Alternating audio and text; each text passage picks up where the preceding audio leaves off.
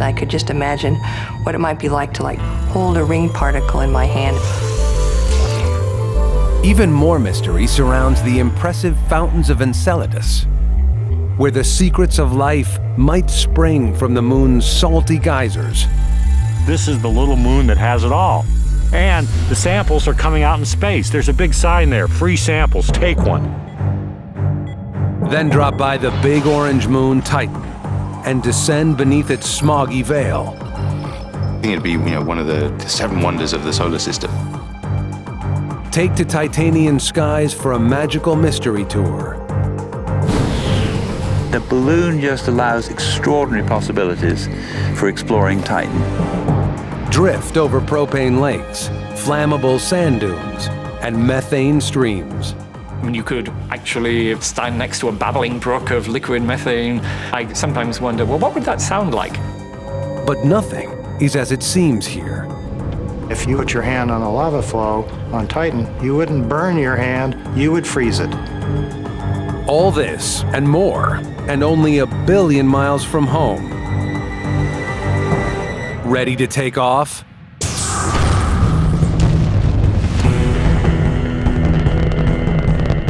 There has never been a better time to venture where no human has gone before. To follow in the footsteps of our robot pioneers and explore the planets of our solar system.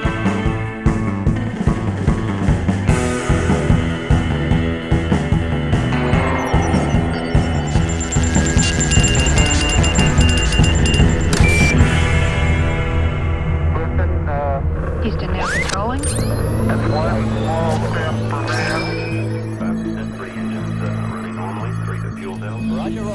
Imagine boarding a flight to Saturn. What would you need to know before traveling? The motor's gonna roll. The best ringside vantage points. The must-see moons. Think of this as your personal guide to the splendor of the Saturnian system. Oh man, that's incredible. A wandering spot of light, twice as far as Jupiter, and 4 times further than the asteroid belt. Although it's 1 billion miles from home, Saturn has always commanded our attention. Saturn is the most phenomenologically rich planetary system that we have in our solar system. Because of its rings and planet and magnetosphere and an enormous collection of very diverse moons, it has it all. I mean, even just taking the rings as an example, in Saturn's rings, we find examples of the other rings. Around Jupiter, around Uranus and Neptune, we find them in Saturn's rings.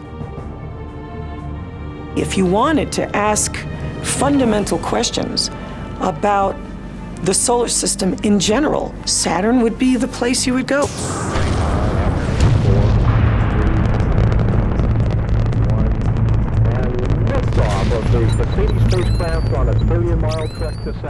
When the Cassini-Huygens spacecraft took off in 1997 for a close encounter with Saturn, it was packed with essential items for a long adventure in deep space. A power generator, extra fuel, a good antenna, and a moon probe. I figured once the data hit the ground, no one's going to want to be planning anymore. They want to look at the images, which is frankly how I feel.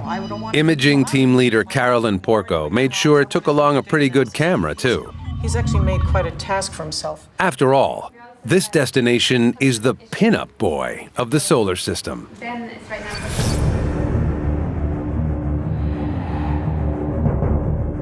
Saturn might be the second largest planet in the solar system, but like gas giant neighbor Jupiter, it's a triumph of show over substance. Well, Saturn is, first of all, a big giant gas ball. Actually, it's a big giant ball of fluid, and the outer parts of it are gases, atmospheres. But as you go deeper, it gets hotter and hotter, and also gets more pressurized.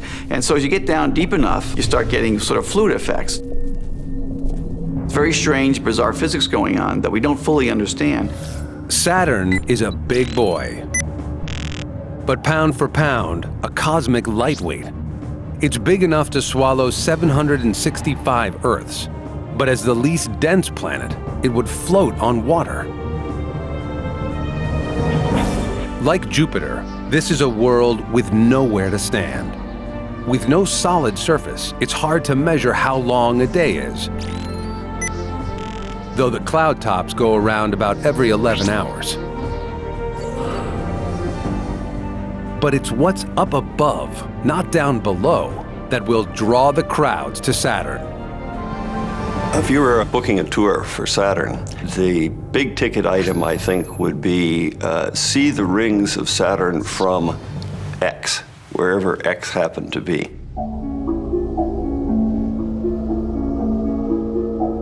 The view of the rings from one of Saturn's moons would be spectacular. Up close, this glittering disk shines with the brilliance of trillions of ice fragments. It's just hard to imagine anything more beautiful than the ring system. They're the first thing that any kid with a telescope wants to look at. Spotting these rings from a backyard telescope is a treat. In an instant, they can all but disappear when Saturn tilts toward the sun. The overwhelming thing that you as a space tourist would be struck by is how incredibly thin they are. They are no thicker than about 1 or 2 stories in a modern-day building. It's much thinner compared to its width than a sheet of paper, for instance. Golly, this time goes fast. Interested in seeing for yourself? Strap in, space travelers. It's quite a ride. Roger, roll, Atlantis.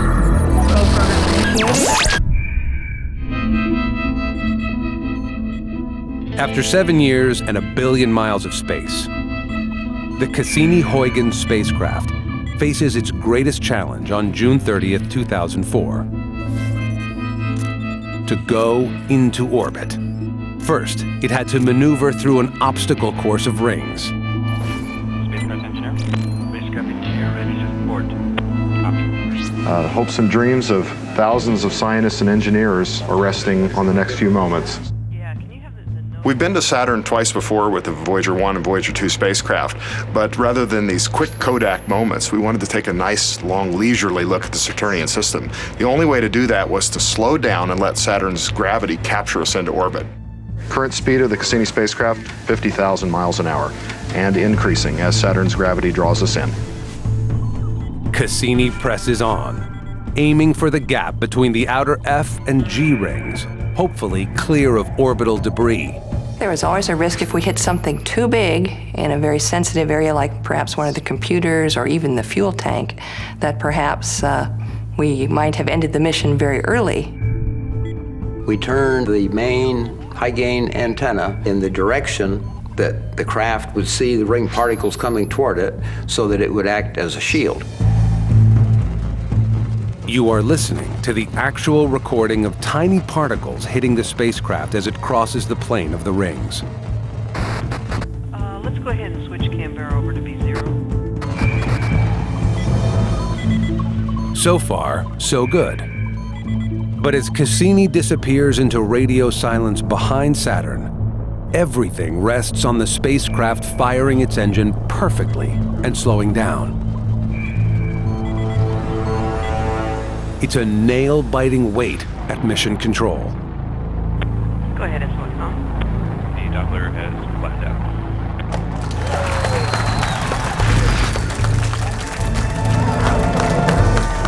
That looks close to 438. As Cassini emerges proudly from Saturn's shadow, it turns to cross the ring plane again.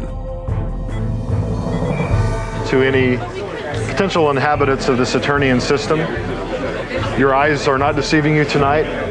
There is a 30-second moon gracing your night skies, and that is the Cassini-Huygens spacecraft.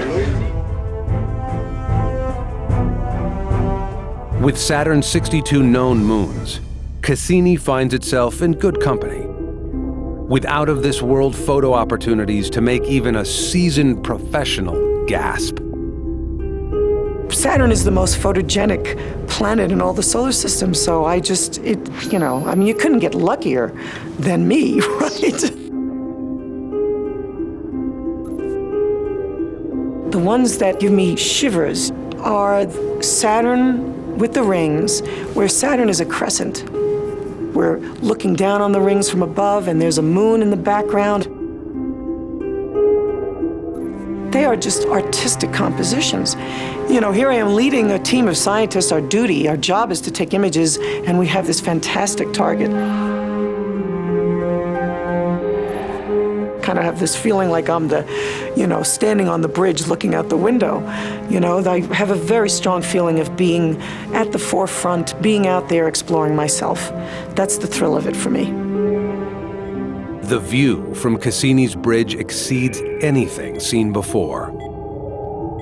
Lo and behold, as we got close enough, it looked like the rings dissolved into all of these, individual ringlets looking a lot like grooves on a phonograph record for people who remember phonograph records. And it was just very exciting then to try and figure out what could be causing that structure. What looked like rather featureless rings in a telescope now had, thousands of features in them.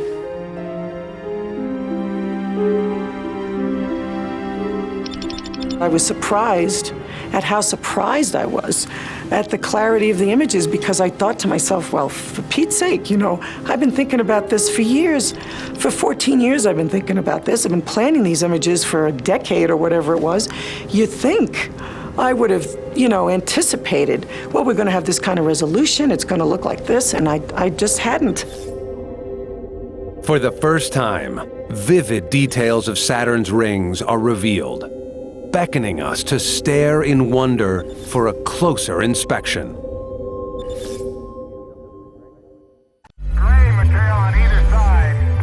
Everyone is familiar with the rings of Saturn. But what would you highlight if it were you sending back the postcards?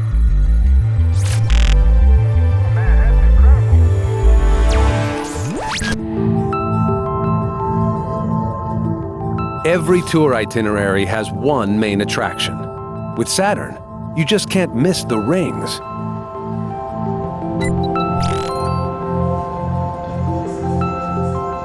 As imaging team leader for Cassini, Carolyn Porco has had a ringside seat. The rings consist of just countless particles, and they range from big boulders the size of small apartment buildings, all the way down to the finest dust particle and everything in between. And they're all orbiting like crazy around Saturn at 20 to 40,000 miles per hour, but it's like traffic on a highway. Everybody can be going 90 miles an hour, but relative to each other, they're going very slowly. If you could put a spacecraft there and you could manage to move at the same speed, then the speed wouldn't be that dangerous at all. You can think of rush hour on a Friday night, on the freeway, that the B ring has a lot of traffic and a lot of particles, whereas you go to the A ring, it's a little bit better. The C ring is more like being out in the country. You aren't going to see ring particles too often. Possibly the remnants of a failed moon. The ring particles have been flattened by gravitational forces into a super thin disk, nearly 200,000 miles across. Edge to edge, that's almost the distance from the Earth to the moon. I have, in fact, imagined myself orbiting Saturn, hovering over the rings. It's hard not to. Oh, absolutely. You could go there and take your own pictures, create your own postcards, hi Mom, here I am at Saturn's rings, it's great. I could just imagine what it might be like to hold a ring particle in my hand and see, what does it look like? Is it like a fluffy snowball? If I start to pull it apart, what's it like on the inside? So you can think of each of the rings, A, B, C, D, like different beaches. And so you'd want to collect samples from each of those rings. And the icy grains on these Saturnian beaches are washed by passing traffic. When a moon comes by, it creates a wake, just like a motorboat creates a wake that goes behind it. And I kind of imagine the ring particles doing an intricate cosmic dance around the planet, and can almost picture like little ballet dancers, each with their own orbits and paths, and sometimes colliding and encountering, and sometimes not. deeper secrets of this cosmic ballet are revealed, courtesy of a seasonal trick of the light. Once every 15 Earth years, as Saturn makes its slow trip around the sun, summer swaps hemispheres. In 2009, Cassini was in a perfect position to witness equinox on Saturn. The sun at exact equinox will be shining exactly edge-on to the rings. But a little bit before and a little bit after, the sun will be low to the rings, just like the sun is now low over London. Any vertical protuberances, either up or down below the rings, will cast very long shadows. And we have in fact found that the rings aren't completely flat. There are places where the ring particles, in fact, form these structures that soar a mile or 2 or 3 above the plane of the rings. The first time in 400 years, we now know that the rings are three-dimensional. In case you haven't heard yet, the biggest story in the Saturn system is coming from the tiny moon Enceladus. It's shaping up as perhaps the hottest place in space to search for life. T-minus 2 minutes and counting.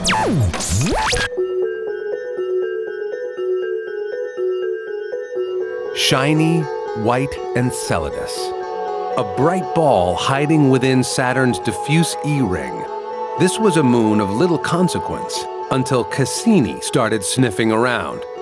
But something was fishy here. It was first found by the magnetometer team. They saw this hint of something in the magnetic field of Saturn wasn't just right. It was being kind of deflected to the side. It was like unraveling a puzzle, and so the magnetometer team said, let's go closer. And as we got closer, we watched as a star went through and noticed the change in brightness. Something is going on. We could see, even from a distance, there seemed to be this material coming off the South Pole. And it was so dramatic and so unusual that we thought, well, it might be a camera artifact. Enceladus is tiny, just 300 miles across, too small for any kind of dramatic geology. If you look at Enceladus, it kind of looks like it's covered in snow. It's very bright. It's as bright as freshly fallen snow. Everywhere you look, there's fractures. There are mountain ranges and there are deep chasms. And when we finally looked at the South Pole, that's when it just became apparent. That's where all the activity is going on. The team found something extraordinary.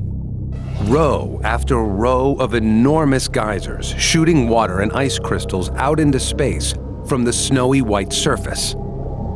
And so it was like a giant detective story, piece by piece putting the evidence together until finally you get back that really great picture, the smoking gun, showing the geysers actually coming out from the South Pole of Enceladus. Water and water ice are spewing out of giant cracks from a region about the size of Southern California that's apparently just basically a big geothermal field. You can think of it that way. It doesn't look much like California from orbit, just cool as you'd expect an icy moon this far from the sun to be. But that's the mystery of Enceladus. I mean, the bloody thing is hot. The South Pole is hot. Okay, it's like, it's as crazy as saying the North Pole of the Earth is hotter than the equator. The best indication so far suggests the source of the water lies in a subterranean ocean or sea, hidden beneath the icy crust under the South Pole, warmed by tidal heating.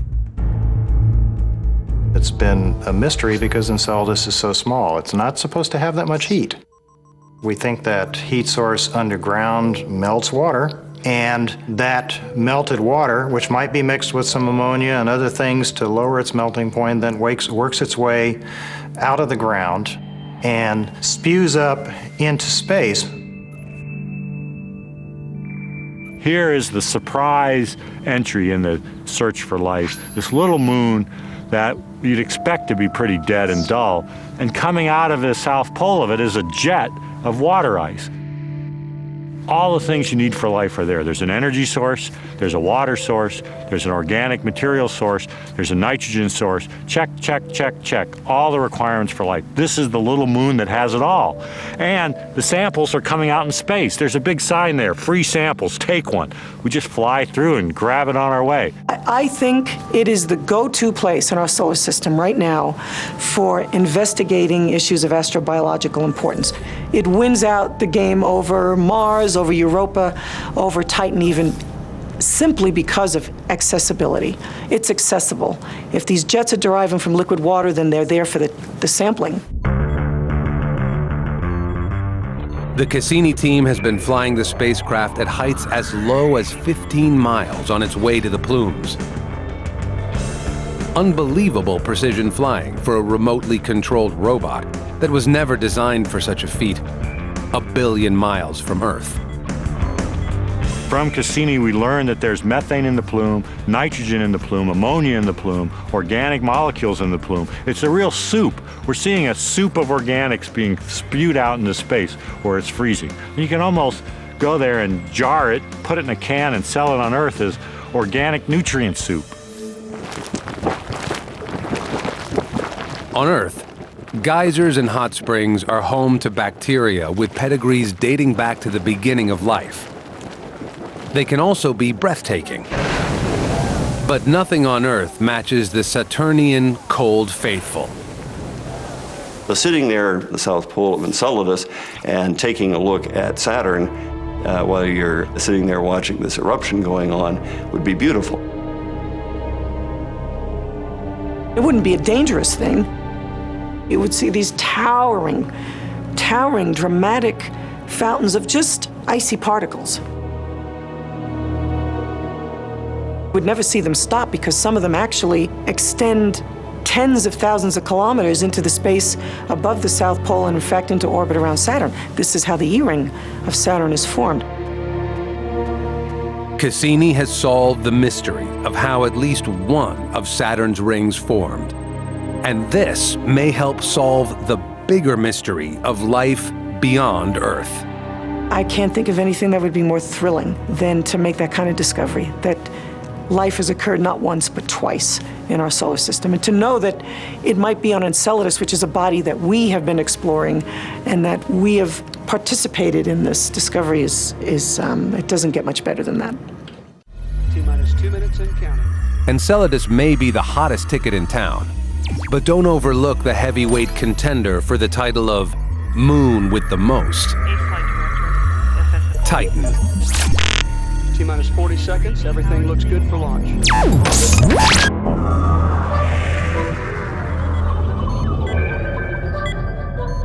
Larger than Mercury or Pluto, Saturn's Titan is the only other world apart from the Earth and Venus to have both solid ground and a thick atmosphere. Titan, if it weren't in orbit around another planet, we'd have really no hesitation in calling it a planet in its own right. We knew going that Titan was going to be exciting. Titan was a mystery hidden inside this hazy, smoggy atmosphere. Cassini confirmed that Titan is shrouded in thick orange smog.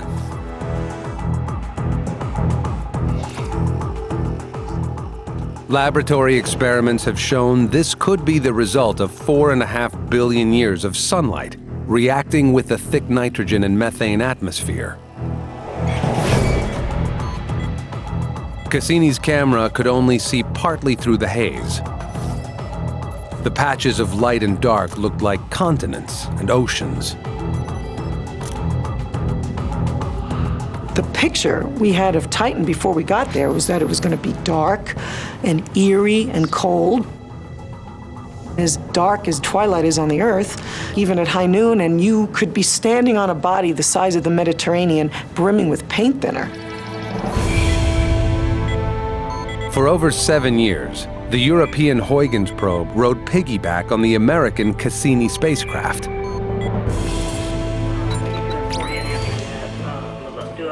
Give me an update by section only. On Christmas Day 2004, it was sent on its way.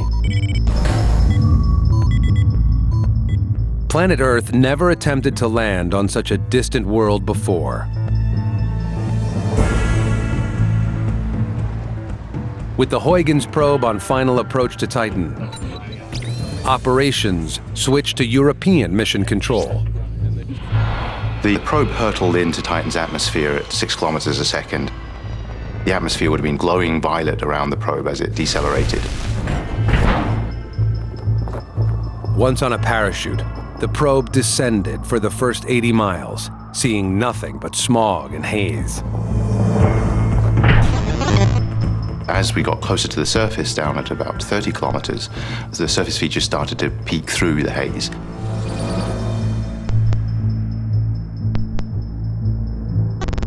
Progressively, this landscape emerged of these bright hills cut by small dark channels that showed that there had been rain there at some time in the past.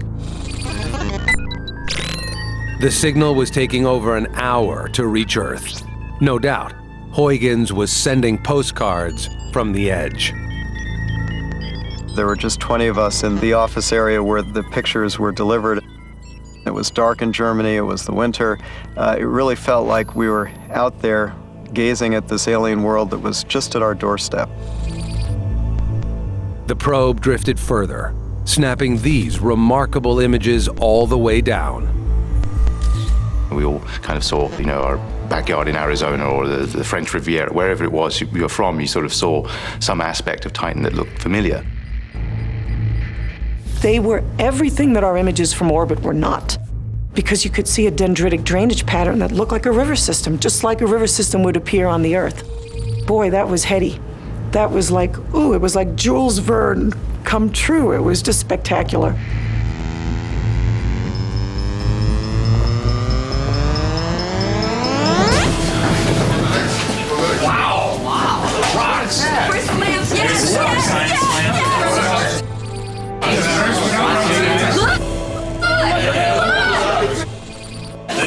All of our paychecks. Huygens landed on Titan. It sent back these few hundred pictures until the batteries died and the probe froze solid. The probe landed with a thud on basically a streambed, an area littered with rounded cobbles that showed that these little rocks or ice particles had been tumbled around in a stream at some point in the past. The whole thing just was very chilling, not in the sense of temperature, but just in the sense of what we were looking at. It was very, very alien.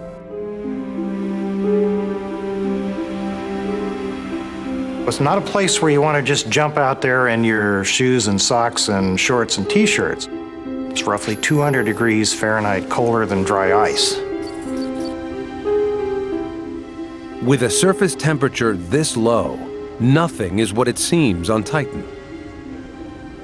Titan is a world with liquids. The difference is the liquid is not water.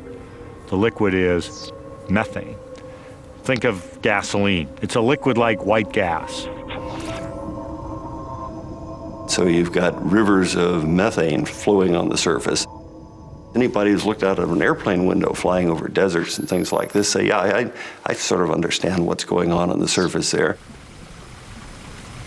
Because it's so cold, water behaves like rock does and methane behaves like water does, but everything's just sort of shifted along the scale of volatility. How do you end up with a landscape that looks so much like home on a world that's so different?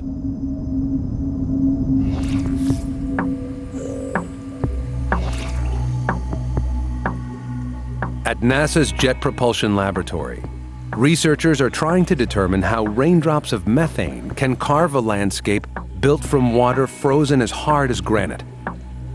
Raindrop by raindrop. So it's like rain on Titan, and we can see that when a drop is falling onto the ice, it just gets into the ice. It just disappears in the ice. Just incredible how much methane can be stored in the ice.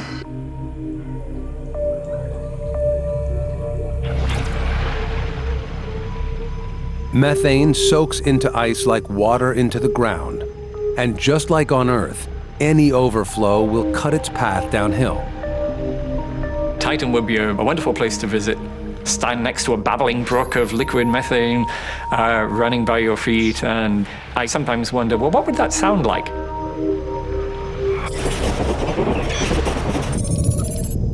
In fact, as we took radar pictures of other parts of Titan, we found even wilder things in the northern polar areas. There are entire lakes or even seas that looks to all the world like you could go take a boat and go to jet skiing or something, right? Up and down these channels there. Titan is the only other place in the solar system that we know liquids exist on the surface. So here you have vast reservoirs of liquid natural gas, and oh, by the way, we have thrown in some ethane, which is a slightly more complex hydrocarbon, and oh, by the way, there's some propane in there. Everybody knows what propane is, so use it in your backyard barbecue. Cassini's radar spied lakes as big as inland seas, even bigger than Lake Superior. Imagine standing on the shoreline of what to you looks like an ocean of liquid hydrocarbons. That's gotta be pretty special. And if you think the lakes are weird, try the volcanoes.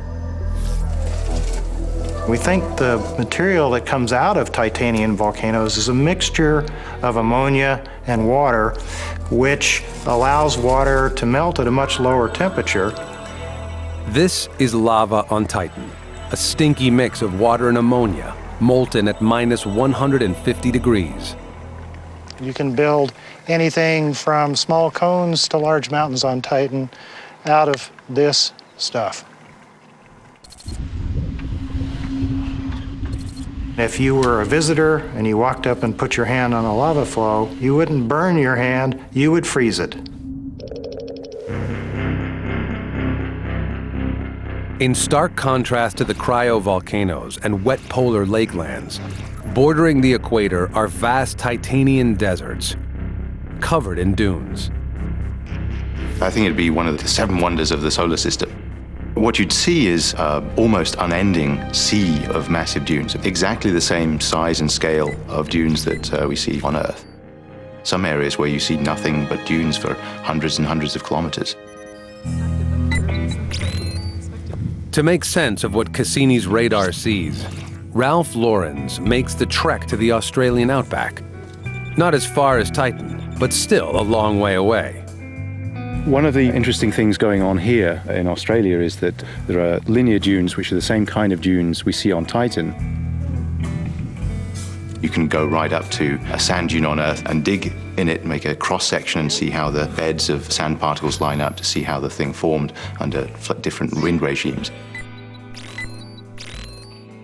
Comparing the pattern of dunes on both worlds can reveal the pattern of the wind on Titan. A clue to decoding the moon's complex cryogenic climate system. Like a rain of flash-frozen coffee grounds, they are swept by the wind into deep piles that cover 20% of the surface. And like a good coffee, these Titanian dunes are dark and rich. The dunes represent a massive inventory of organic material, hundreds of times larger than all the coal, for example, on the Earth.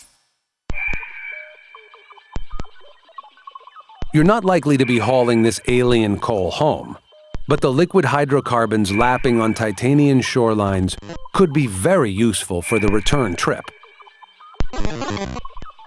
There's more, let's call it fossil fuel type energy than we actually have known reserves on the Earth by a factor perhaps of 10 or even 100.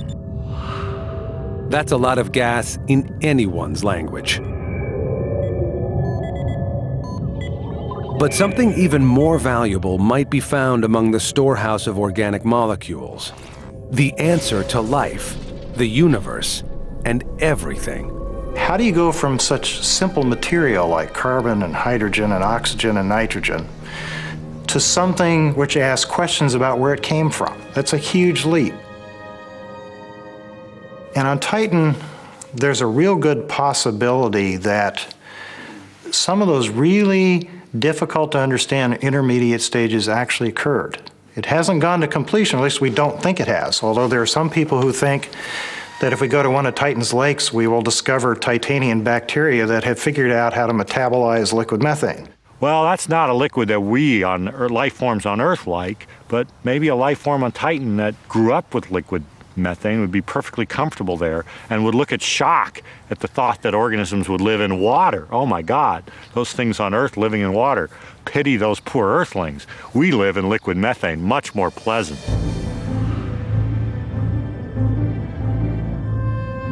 Titan is the ultimate test for life in our solar system. If life exists under these alien conditions, then you might find it anywhere. The Huygens mission will not be our only trip to Titan, nor Cassini our last visit to Saturn. These are just bold first steps on a journey that's just begun.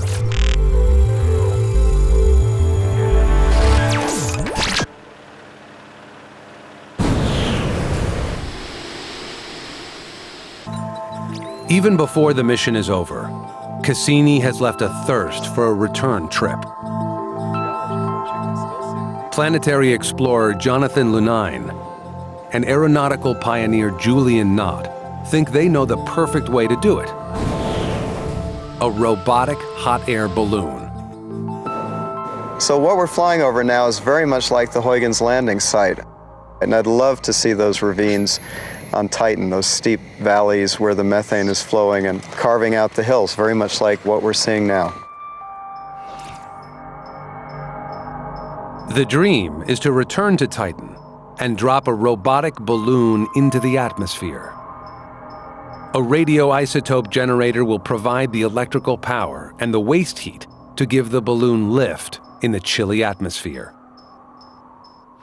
Titan has a dense atmosphere, it's cold, the gravity is low, the winds are gentle, so ballooning is very easy.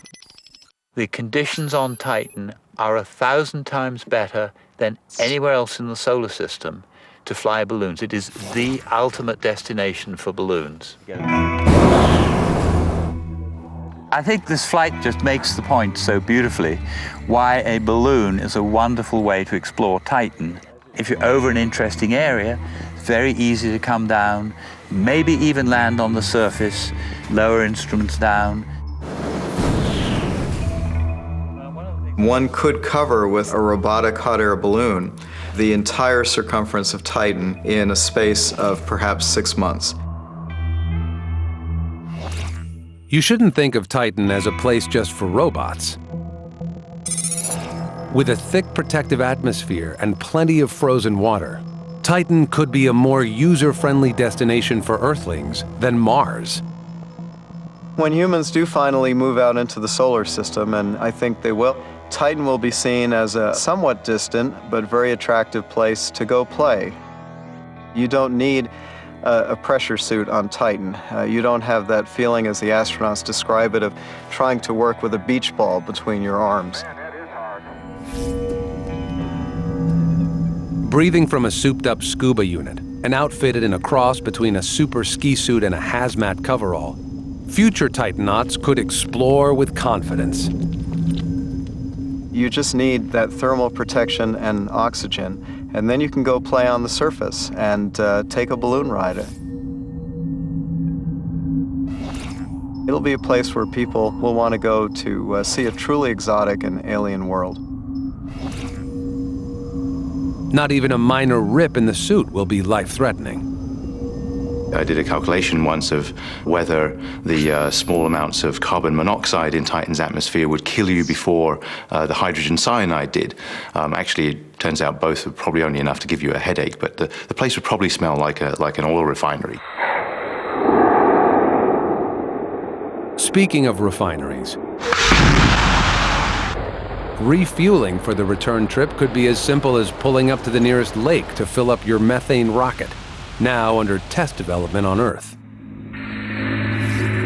And if you reach as far as Titan, why not a side trip to Enceladus as well?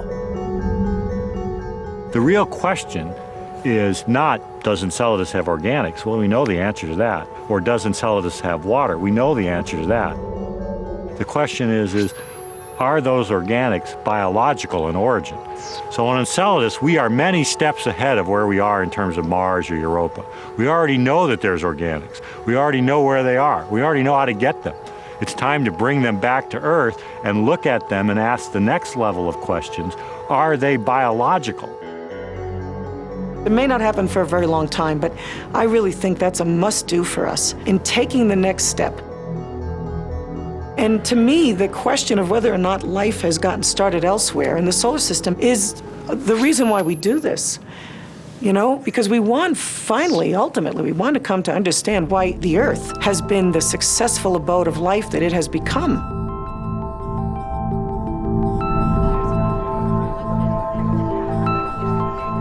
Moving now into the extended mission. The Cassini team met recently in London to take stock of where they'd been and to plan the road ahead. It was the 58th time they'd met, and fitting that they chose the Royal Observatory in Greenwich to celebrate. The prime meridian here is the longitude, the mark on the ground, from which all great voyages are measured. You know, I'm a professional photographer, so. We have taken something that is so far beyond human reach, it's almost unimaginable, and we have brought it home. This is the view back to our remarkable home planet that the first human out here can look forward to. A distant blue dot lost in the beauty of Saturn's backlit rings. It's a real image, another perfect postcard from Cassini, urging us into the heavens.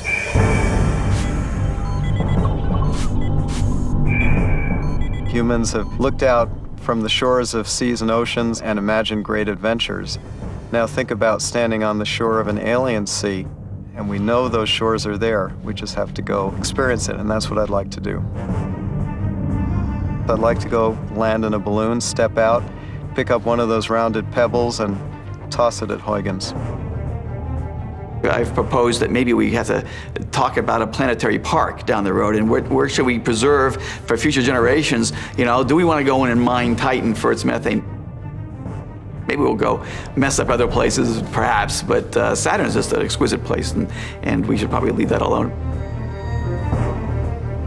With so many interesting moons in its flight path, NASA is making plans for what to do when Cassini's mission comes to an end, around 2017. We want to make sure that the spacecraft doesn't hit one of these bodies, and so what we're going to do is put it into the atmosphere of Saturn.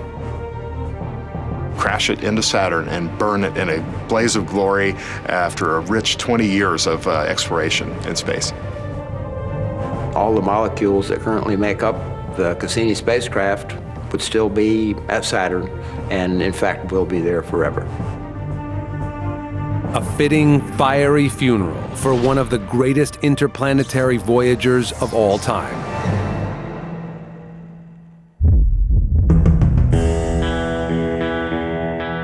It might be a ball of gas and float in water, but Saturn is a very solid destination, both for science and for viewing spectacular sights.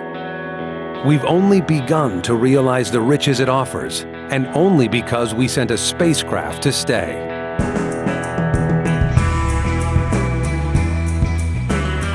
It's the same story everywhere in the solar system. You'll never know what you're missing if you never go.